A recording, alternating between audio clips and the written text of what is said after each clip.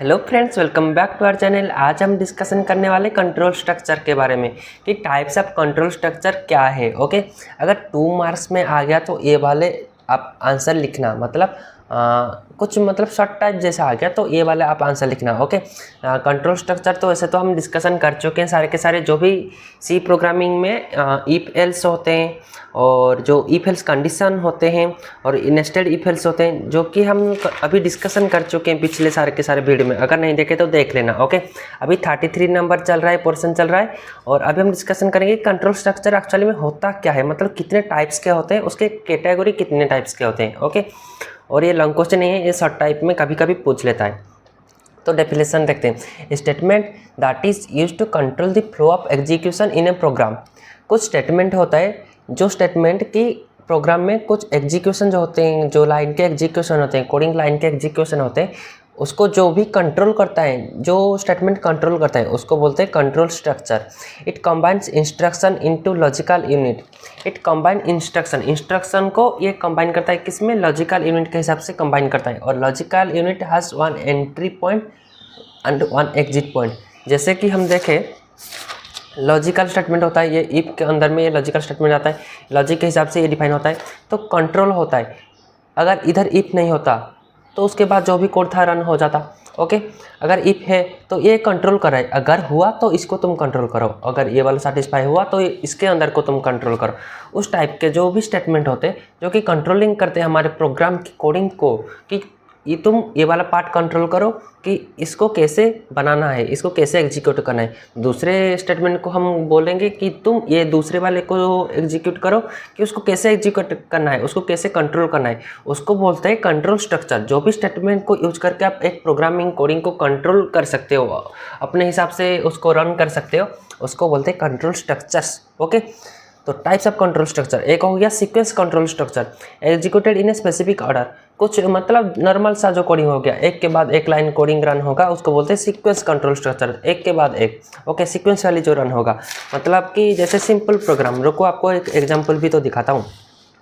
इधर एक simple programme हो गया कि इसके बाद ये इंक्लूड के बाद होगा इंट मेन, इसके बाद ये होगा, इसके बाद ये होगा। इधर कुछ स्टेटमेंट भी नहीं है इसके अंदर, इन 3-4 लाइन के अंदर। ओके, तो इसको सीक्वेंस कंट्रोल स्ट्रक्चर बोलते हैं। ये सीक्वेंस पे चलता है, एक के बाद एक चलता है। ओके, और उसके बाद आएगा सिलेक्शन कंट्रोल स्टेटमेंट। सिलेक्शन मतलब select a statement to execute on the basis of condition.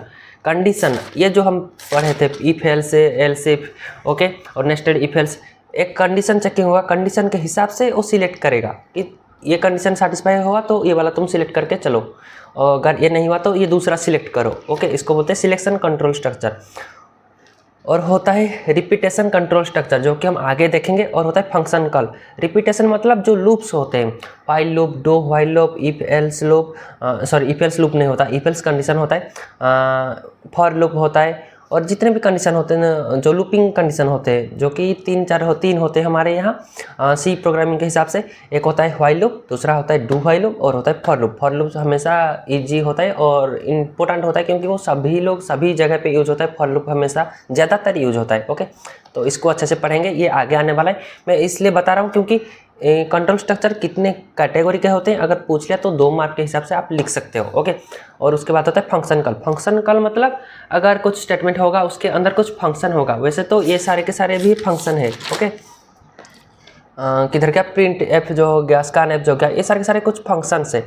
इसको हम फंक्शन के अंदर लिखेंगे, तो जिस वाले फंक्शन को आप कॉल करोगे, कुछ डेटा देके, कुछ मतलब इनपुट देके कॉल करोगे, तो वो वाले पार्स हो जाएगा, और उस वाले फंक्शन के अंदर जो भी कोड लिखा होगा उसके हिसाब से वो रिटर्न करेगा। Use to call a piece of code. एक पीस ऑफ फंक्शन मतलब एक पीस ऑफ कोड है और स्टेटमेंट है। Jump from main program, main program को छोड़ के वो वही वाले फंक्शन को रन करेगा to the piece of code and the return back to the main programme.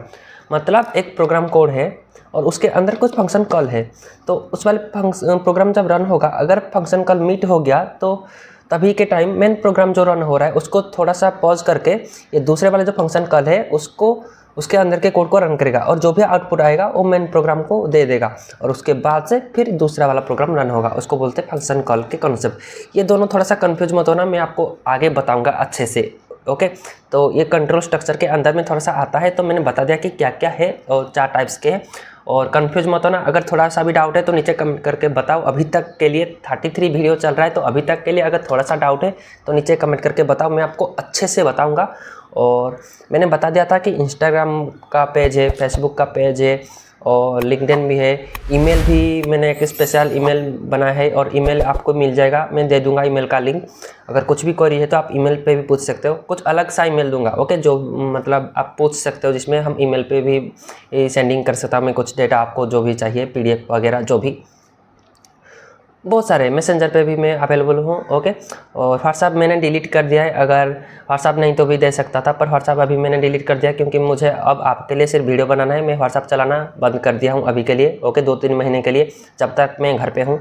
तो काफ़ी सारी जगह पे आपको सोर्सेस मिल जाएंगे और वेबसाइट तो ज़रूर विजिट कर लेना, आपको उधर सभी के सभी चीज़ अच्छे से मिल जाएंगे, कोई दिक्कत नहीं होगी, ओके।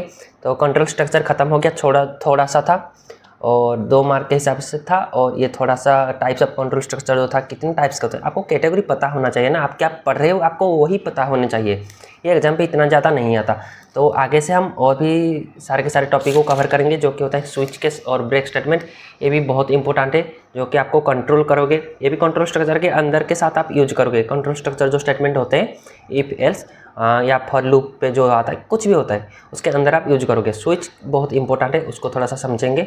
और उसके बाद ब्रेक और कंटिन्यू तो बाद में लिखे, मैंने इधर से भी लिख दिया है क्योंकि इसको मैं बाद में आपको बताऊंगा, ओके। तो चलिए बने रहिए वीडियो पे, और अगर ये वाला वीडियो आपको अच्छा लगे तो ज़रूर लाइक कर देना और नीचे कमेंट करके ज़रूर बताना, ओके। Thank you.